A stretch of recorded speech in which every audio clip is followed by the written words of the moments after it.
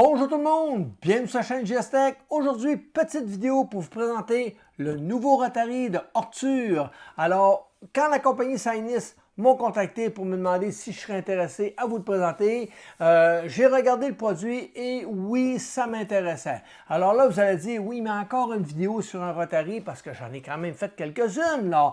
Et vous avez raison, oui, encore une. Mais je voulais refuser. Au début, j'ai dit, ah non, je ne le ferai pas. Mais quand j'ai vu le produit, j'ai dit, oups, lui est intéressant. Pourquoi? Parce que c'est le seul à date qu'on peut orienter à l'angle. Donc, on est capable de changer l'angle facilement. On n'est plus obligé de mettre notre Rotary sur des cales pour le surélever. Donc, c'est vraiment pratique. Il est tout monté sur une base en aluminium au complet.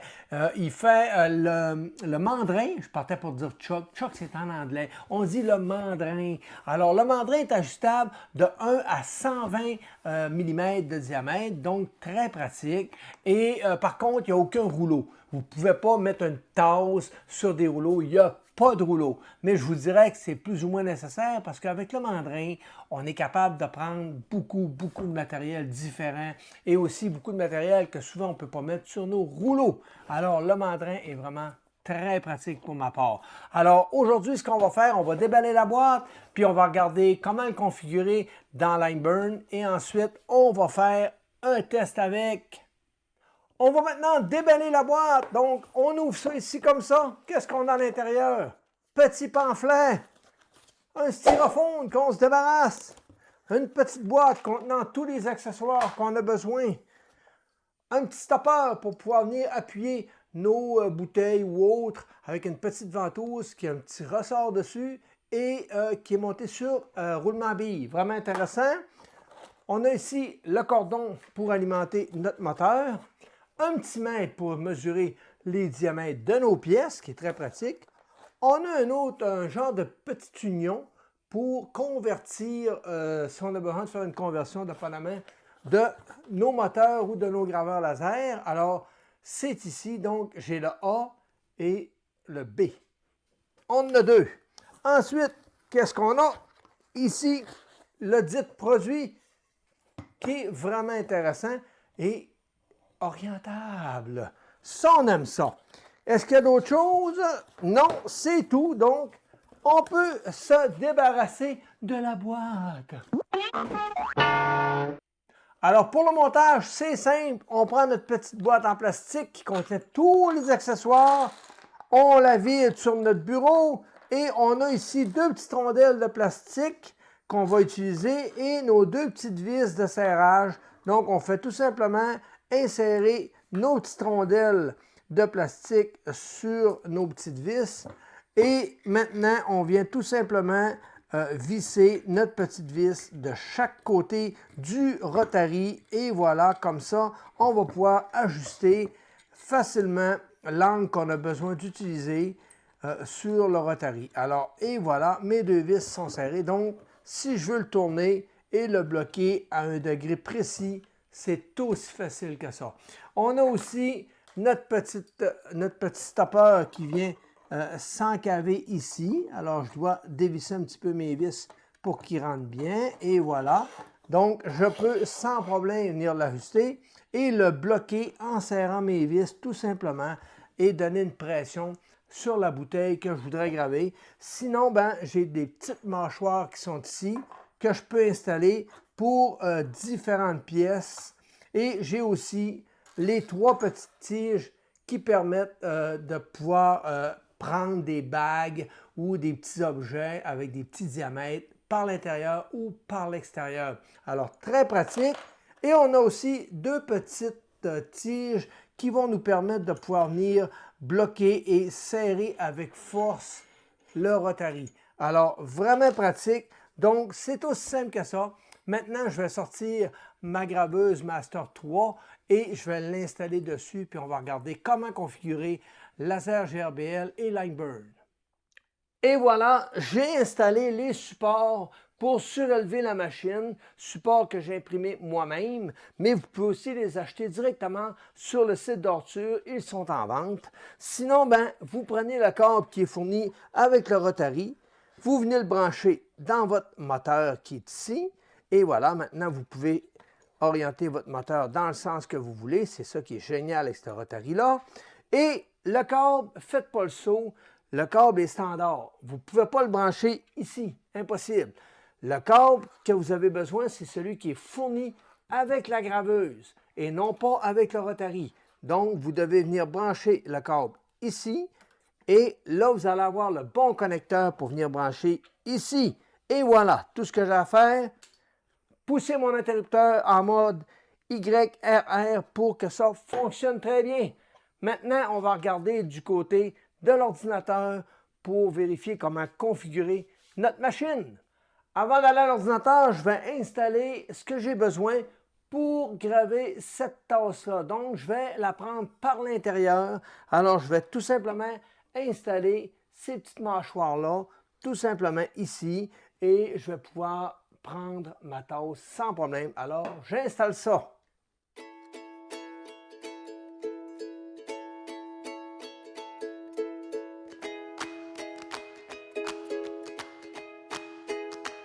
Et voilà, les mâchoires sont maintenant installées. Il me reste tout simplement qu'à installer ma tasse ici, d'ouvrir mes mâchoires jusqu'à temps que ça serre et d'utiliser mes deux petites clés pour venir donner une pression comme ça. Et voilà. Maintenant, je peux la mettre au niveau. Et une fois qu'elle est au niveau, que j'ai serré mes deux vis, je peux même venir mettre mon petit stopper dans le fond, venir serrer mes vis. C'est tout. Il me reste juste à la mettre d'équerre par rapport à ma machine et venir ajuster ensuite mon laser avec ma petite tige de hauteur pour aller chercher le zéro, le point focal de mon laser. Et voilà, je viens maintenant centrer mon laser au centre et je le mets au départ que je veux avoir. Et maintenant, je suis prêt à démarrer ma gravure. Alors, on regarde à l'ordinateur pour configurer notre graveur. Avant d'aller à l'ordinateur, j'ai oublié de vous parler qu'il fallait mesurer la circonférence de votre pièce. Alors, c'est important de savoir quel diamètre ici on a. Vous pouvez le mesurer avec un pied à coulisse et l'écrire dans votre logiciel ou tout simplement mesurer la circonférence. Le Rotary vous donne 1 mètre qui vous permet sans problème de venir rouler alentour de votre pièce le mètre et de venir mesurer ici. Par contre, je vais vous dire de vous méfier un petit peu. Il y a une petite ligne qui est à part ici. Je ne pense pas qu'on la voit bien là. Mais sur le mètre, tu as une petite ligne qui est complètement à part. C'est elle qui va vous donner votre bonne mesure pour la circonférence. Donc, présentement, je suis à 235. Mais si vous mesurez à plat, comme ça, OK, ben ce n'est pas la première ligne, mais bien celle qui commence au début, le mètre, pour avoir la longueur en distance. Alors, il ne faut pas se tromper. Donc, il y a deux petites lignes ici. C'est la première pour la circonférence et l'autre, c'est vraiment la longueur qu'on veut mesurer. Alors, maintenant, je sais que c'est 235. Je vais pouvoir écrire ça dans mon logiciel. Alors, maintenant, on va regarder pour configurer Laser GRBL. Alors, c'est simple. On l'ouvre et par défaut, Laser GRBL arrive avec des petits boutons standards, mais on va avoir besoin de boutons personnalisés et Ortur nous les offre. Alors, je vais vous donner le lien qui est ici. Ne vous inquiétez pas, il va être dans la description de la vidéo. Tout ce que vous avez à faire, c'est d'aller ici, de coller le lien en question, de faire entrer sur votre clavier. Il va vous télécharger le fichier en question. Vous l'ouvrez, vous faites extraire, OK, et voilà, c'est tout. Maintenant, on s'en va ici où il n'y a pas de bouton. On fait bouton de droite, importer un bouton personnalisé. On s'en va dans téléchargement. Dans notre téléchargement, on va trouver le fichier qui est ici, qui est un ZBN. On double-clique dessus, on fait oui sur toutes les questions qu'il nous pose. Aussi simple que ça. Et voilà. Nos boutons sont maintenant importés et on va pouvoir travailler avec ça. On va maintenant connecter notre laser à la machine, tout simplement. Et voilà, là, Laser GRBL m'offre de pouvoir me connecter avec le sans-fil. Présentement, je suis en mode USB.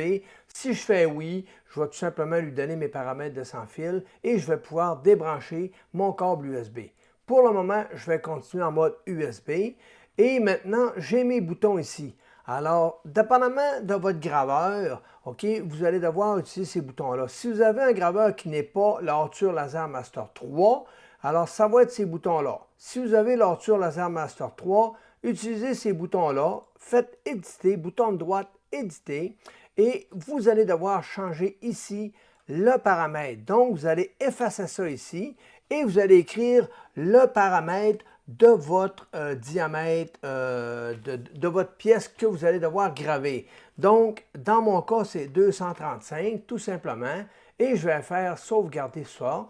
Et je vais maintenant appuyer sur le bouton, et voilà, il vient de modifier les paramètres de ma machine directement. Je vais maintenant pouvoir graver ma pièce, et quand je vais avoir terminé, voyez-vous, le bouton est allumé. Je reclique dessus, et ça vient remettre les paramètres par défaut de ma machine. Qu'est-ce qu'on a fait comme changement? Il a fait signe de $22 qui désactive le Auto Home, donc on ne veut pas qu'il aille se faire un Home en démarrant la gravure. Le paramètre 141, c'est la puissance qui va envoyer à notre moteur, donc c'est le milliampérage qui envoie dans notre moteur. Comme ce n'est pas le même moteur que notre machine, il baisse un petit peu l'ampérage. Et ici, le 101, ben, c'est le diamètre de notre, la circonférence de notre pièce qu'on doit graver. Alors, quand on refait l'autre bouton, ben, il nous remet par défaut, il réactive l'auto-ohm, le milliampérage et la circonférence, pas la circonférence, excusez, le bon paramètre des step moteurs pour notre axe Y. Alors, maintenant, on va regarder pour Lightburn. Alors, pour Lightburn, c'est simple. Quand vous arrivez dans le logiciel, vous allez devoir obligatoirement taper ces deux lignes de commande-là. Signe de $22 égale 0 et signe de $141 égale 600. C'est pour désactiver l'auto-ohm et réajuster nos milliampérages pour notre rotarie. Donc, vous pouvez les taper ici, une ligne par ligne. Sinon, ben, vous pouvez y aller avec la méthode plus facile encore, en utilisant les macros. Alors, on fait bouton de droite de la souris sur le bouton macro et on va tout simplement venir copier ces deux petites lignes-là et on va les mettre ici, tout simplement comme ça. Par contre, je vais enlever le petit espace qu'il m'a mis et voilà, et je fais OK là-dessus. Hop, un instant, j'ai fait une petite erreur. On va écrire ici Rotary active. Et voilà. Et maintenant, le macro 1, bouton de droite, et je vais tout simplement copier ça ici, CTRL-C, et bouton de droite, coller, et voilà, puis je vais l'appeler Rotary désactive. Et voilà. Et c'est aussi simple que ça. Maintenant, si je clique ici sur Rotary active, il vient de modifier mes paramètres, et lorsque j'ai terminé, je clique ici, et il vient de me remettre mes paramètres par défaut pour faire de la gravure normale. Aussi simple que ça. Alors maintenant, on va regarder pour configurer dans Laser Tool la configuration de la rotative. Alors, on sélectionne le mode mandrin et non pas le mode rouleau. Nous, ce qu'on a, c'est un mandrin. On active la rotative. On s'assure qu'on est bien sur l'axe Y. Ici, on va lui dire qu'on a 96 mm par rotation. Et ici, on va écrire notre mesure qu'on avait en circonférence. Donc, j'étais à 235 mm de circonférence sur ma tasse, 235 comme ça. Et voilà, ça me donne 74,80 qui est mon diamètre de ma tasse. Alors maintenant, je peux même faire un test pour voir si ça fonctionne. Et après, je fais OK. Et maintenant, je vais être prêt à graver le logo ou du texte sur ma tasse sans aucun problème.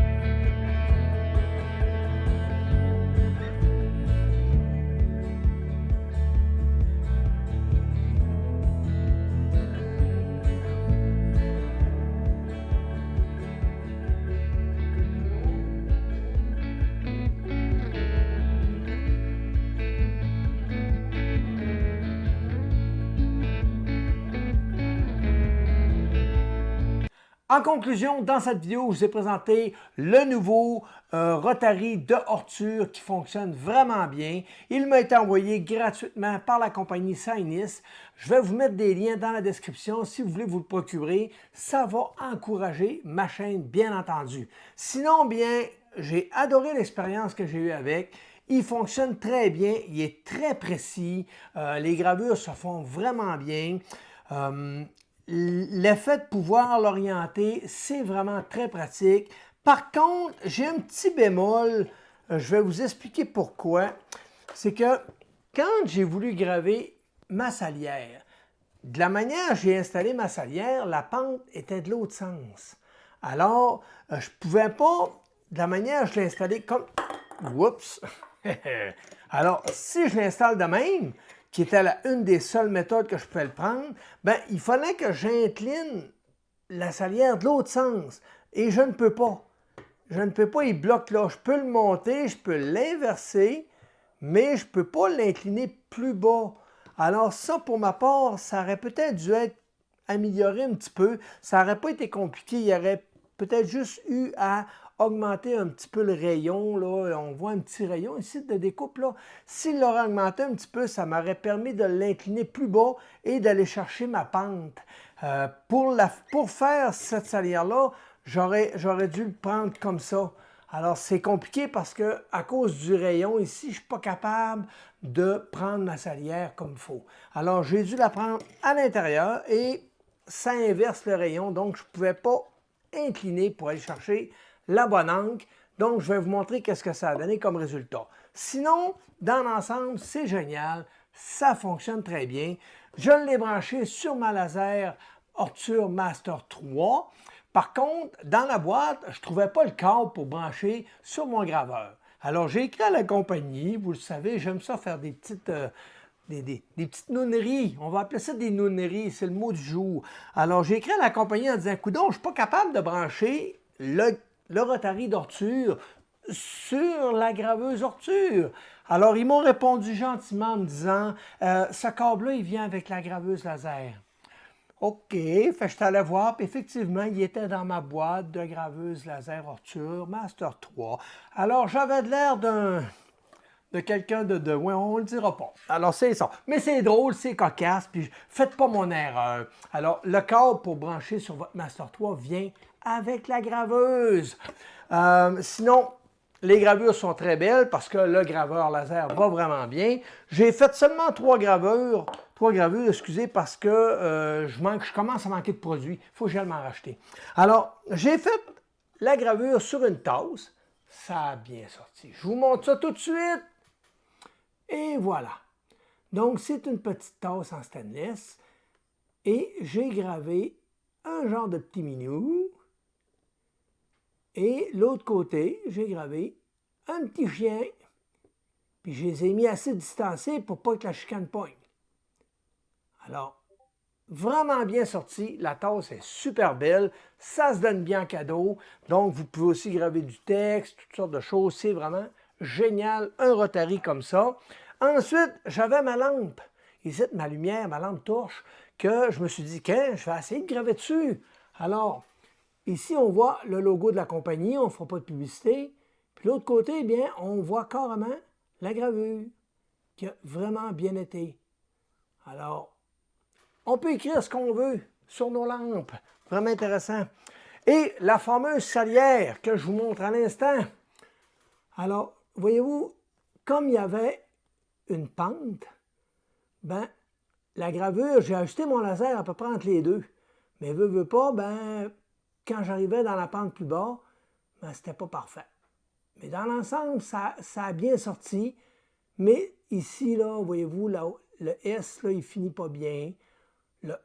Le E, il manque un peu d'amour. Fait que c'est ça. On voit ici que mon laser était trop loin, là. Donc, ça aurait été bien si j'aurais pu incliner le laser par le bas. Mais on ne peut pas. Mais rien qui n'est pas modifiable, là, mais pour l'instant, je ne pouvais pas. Alors, qu'est-ce que je pense du produit? C'est un très bon produit. Vraiment, la qualité du produit est là. La qualité du mandrin, les pièces qui viennent avec sont géniales. La manière dont on le configure dans Laser GRBL et dans Langburn, C'est parfait. Ça fonctionne vraiment bien. Les écritures on respecte la forme des écritures. On n'est pas décalé. Quand on demande un tour complet, il fait vraiment un tour complet. Alors, ça va bien. Rien à redire.